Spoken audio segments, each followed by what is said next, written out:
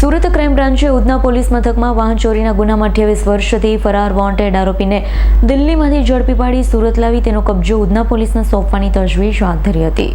સુરત શહેર પોલીસ કમિશનરના માર્ગદર્શન હેઠળ ક્રાઇમ બ્રાન્ચે વર્ષો જૂના પેન્ડિંગ ગુનાઓમાં ફરાર આરોપીને પકડવાની ઝુંબેશ હાથ ધરી હોય. આ દરમિયાન ક્રાઇમ બ્રાન્ચની ટીમને બાતમી મળી હતી કે ઉધના પોલીસ સ્ટેશનમાં વર્ષ 1998માં નોંધાયેલા વાહન ચોરીના ગુનામાં છેલ્લા 28 વર્ષથી ફરાર આરોપી લાલસિંહ તુલારામ નિષાદ દિલ્હીમાં છુપાઈને રહે છે. માહિતીના આધારે ક્રાઇમ બ્રાન્ચની ટીમે દિલ્હીમાં 3 દિવસ સુધી ગુપ્ત ઓપરેશન ચલાવી આરોપી લાલસિંહ તુલારામ નિષાદને ઝડપી પાડ્યો હતો. તો પોલીસ તપાસમાં સામે આવ્યું હતું કે આરોપી ફરિયાદીની પાસે કામ કરતો હતો. વર્ષ 1998માં ફરિયાદીની હીરો હોન્ડા મોટરસાયકલ ચોરી કરી ફરાર થયો. હાલ ક્રાઇમ બ્રાન્ચે આરોપીને સુરત લાવી તેનો કબજો ઉધના પોલીસને સોંપવાની તજવીજ હાથ ધરી છે. Bureau report S9 news Surat. અમારી તમામ માહિતીથી અપડેટ રહેવા માટે જોડાયેલા રહો S9 ન્યૂઝ સાથે.